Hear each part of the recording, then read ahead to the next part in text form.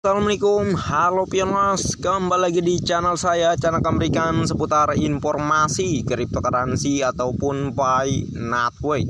Sebelum saya melanjutkan, jangan lupa tekan tombol like dan subscribe-nya, dan jangan lupa juga aktifkan notifikasi loncengnya agar setiap saya mengupload video terbaru ke depannya tentunya Anda lah yang akan lebih awal menerima notifikasinya ya. Oke sahabat pioners, untuk informasi kali ini ataupun kaum haters ya, ini sangat luar biasa sekali tentunya. Terkait apa itu Bang? Tentu seperti kita lihat ya, untuk di bagian bawahnya di sini ya, untuk keterangannya ikhtisar web 3 pada tahun 2023 ya. Mari kita dalami mengenai web 3 ini agar apa? Agar cerdas. Mengapa sih proyek Pi ini memang sudah tidak bisa diragukan lagi dan akan mencapai kesuksesan besar ke depannya dan akan membuat para pioners-pionersnya sultan? Mari simak sama-sama ya.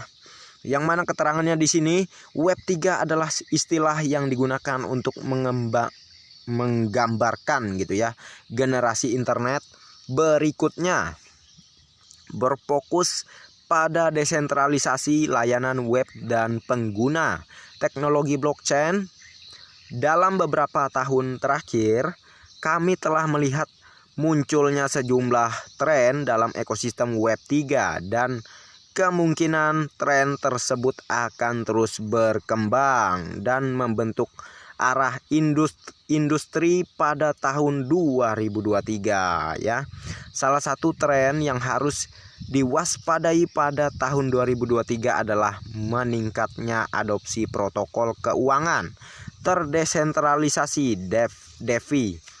Protokol DeFi memungkinkan pengguna untuk mengakses layanan keuangan seperti pinjam meminjam tanpa memerlukan perantara keuangan tradisional.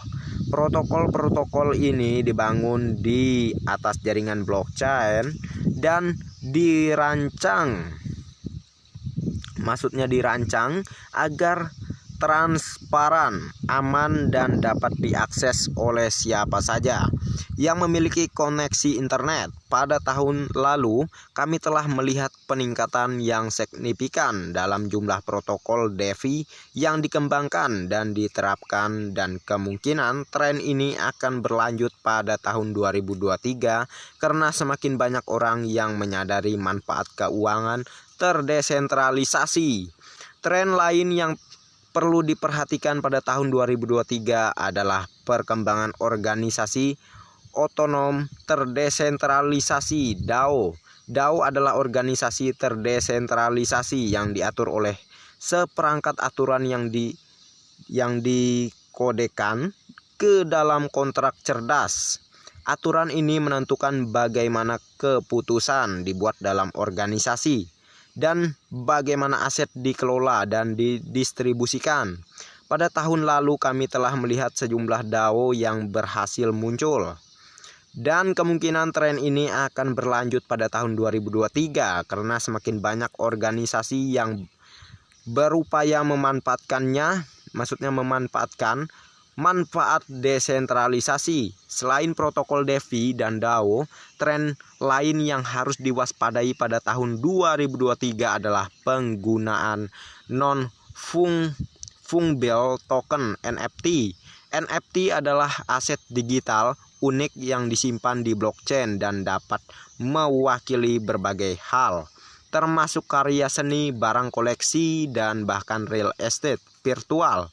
Pada tahun lalu, kami telah melihat peningkatan yang signifikan dalam pengguna NFT, dan kemungkinan agak rusak ya ini tulisannya, aduh ya. Kita lanjut bagian bawah.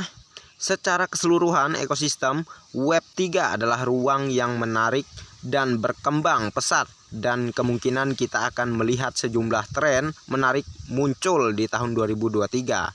Apakah Anda tertarik dengan keuangan terdesentralisasi, organisasi otonom, terdesentralisasi, atau token yang tidak dapat dipertukarkan?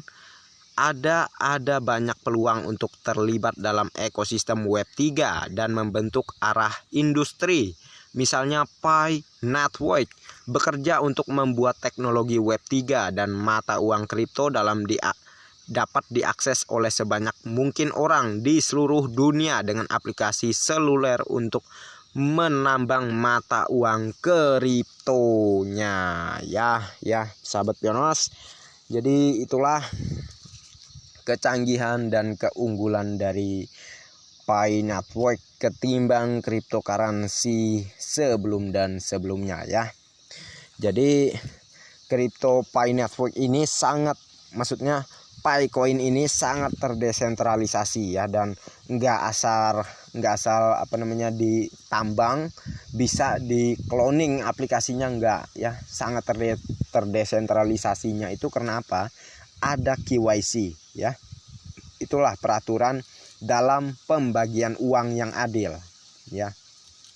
Makanya Pi Coin ini sebagai mata uang digital karena ada KYC. Kalau Bitcoin ataupun cryptocurrency sebelum dan sebelumnya kagak ada yang namanya KYC.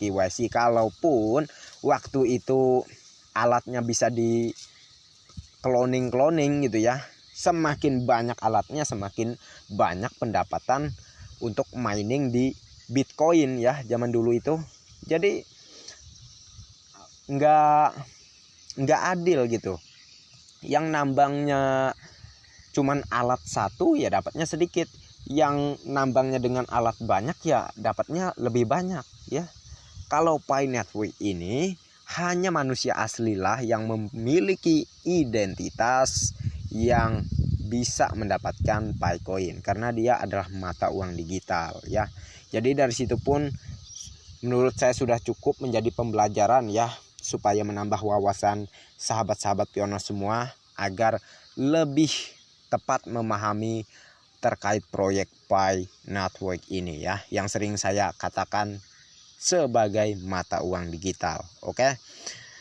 Dan dipastikan nilainya akan sangat tinggi ke depannya. Jadi bagi yang bersabar dan menunggu ya sampai pada terjadinya open mainnet, maka dialah yang akan jadi sultan ke depannya. Tapi bagi yang nggak bersabar ya Allahu alam ya. Mungkin dia ada bisnis lain lah ya yang bisa menguntungkan dia ya, alhamdulillah, itu pun syukur-syukur ya. Kalau nggak ada ya udah ada dikasih peluang besar di Pi Network tapi ngeluh dan nganggap halus segala macamnya ini itu, ya udah terserah ya. Pi Network nggak pernah maksa, konten kreator juga nggak pernah maksa untuk Anda nonton mengenai Pi Network. Tapi kok Anda seakan itu cari terus informasi mengenai Pi Network. Wahai kaum nyinyir ya, bilang aja, jujur aja kalau juga ikut nambang. Bilang halu kok ikut nambang, malu-maluin tahu ya. Dan oke, sahabat Pioneers ataupun si kaum haters, kaum nyinyir dan munafikun lainnya ya, sebelum saya akhiri, jangan lupa tekan tombol like dan subscribe-nya, dan jangan lupa juga aktifkan notifikasi loncengnya agar setiap saya mengupload video terbaru ke depannya tentunya adalah yang akan lebih awal menerima notifikasinya. Oke, next time. Assalamualaikum warahmatullahi wabarakatuh. Bye bye.